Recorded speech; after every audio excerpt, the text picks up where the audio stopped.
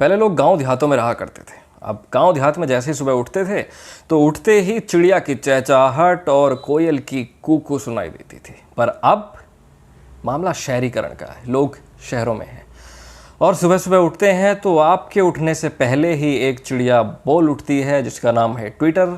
कोई ना कोई आपके उठने से पहले ही ट्विटर पर चहचहा कर जा चुका होता है। अगर जनता को आपकी चहचहाहट पसंद आती है तो आप कोयल बना दिए जाते हो, और अगर चहचहाहट पसंद नहीं आती तो काँव काँव, ऐसा ही मामला रहता है। बहरहाल कोई ना कोई रोज़ ट्विटर को ज्वाइन करता है, कोई छोड़ता है, कोई छोड़ चुका होता है तो रीज्वाइन करता है। अब आपको बताते हैं मामला क्या है ट्विटर से। सबसे पहले तो आपको ये बताएंगे कि 2-3 दिन पहले कंगना रनौत ने ट्विटर को ज्वाइन किया और जिस पर उनके फैंस ने और सपोर्टर्स ने कंगना रनौत यानी कि मणिकर्णिका को, ज़बरदस्त एक्ट्रेस को बहुत बहुत बधाइयाँ दी और शुभकामनाएं भी दी उनके ट्विटर को ज्वाइन करने पर। अब इसके बाद बात आती है करण जौहर की। तो करण जौहर, जिन्हें कि कंगना रनौत ने ही नेपोटिज्म का ध्वजवाहक कहा था, उन्होंने भी 22 तारीख को ट्विटर को रीज्वाइन कर लिया। उन्होंने बताया जा रहा है कि 14 जून 2020 को ट्विटर को आखिरी बार यूज़ किया था और उसके बाद अब 68 दिन के बाद वो 22 अगस्त 2020 को ट्विटर पर दोबारा से दिखाई दिए। अब करण जौहर ने ट्विटर पर आते ही सबसे पहले गणेश चतुर्थी की बधाइयाँ दी लोगों को।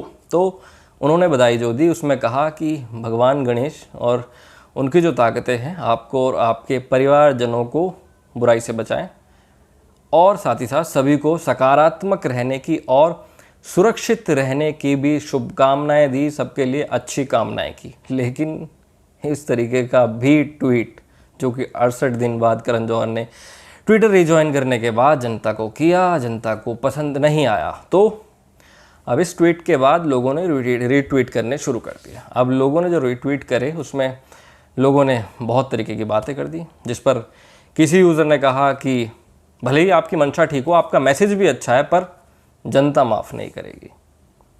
वहीं किसी यूज़र ने कहा कि बॉलीवुड को करण जौहर नाम की बुराई से बचाए गणपति बप्पा। वहीं किसी और यूज़र ने कहा कि जिन गणपति ने पैसा दिया है उनके ही पैसे का गलत प्रयोग करते हो।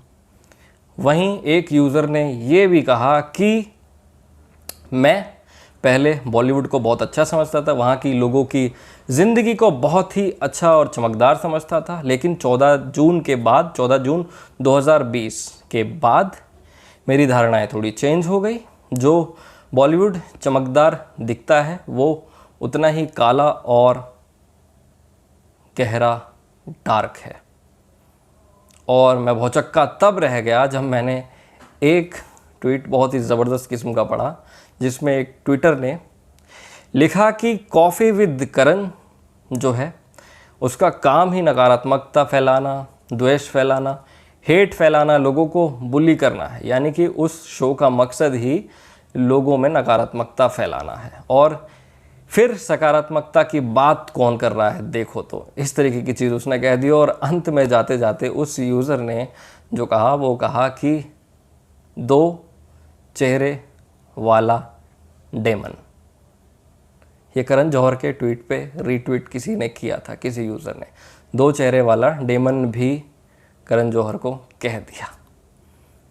बहरहाल इन सारी चीज़ों के बाद जो चीज़ समझ में आई, जो देखने में आई, वो ये है कि अब जबकि सुशांत सिंह राजपूत केस में करण जौहर का नाम निकल कर आया था, जिस पर नेपोटिज्म का मुद्दा भी एक बहुत बड़ा खड़ा हो गया था, जिसके बाद करण जौहर का जो धर्मा प्रोडक्शन है उससे भी पूछताछ की गई थी जांच के वक्त।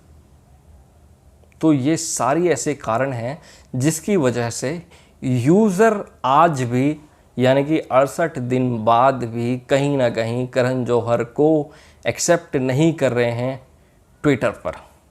तो इस तरीके की प्रतिक्रियाएं देखने को मिली करण जौहर के ट्विटर को रीजॉइन करने के बाद। बहरहाल जैसी भी ये प्रतिक्रियाएं थी, इन सारी प्रतिक्रियाओं से बस एक ही चीज़ समझ में आई कि करण जौहर के रीजॉइन को यूज़र्स ने, जनता ने एकदम कलंक फिल्म की तरह ही फ्लॉप बना दिया।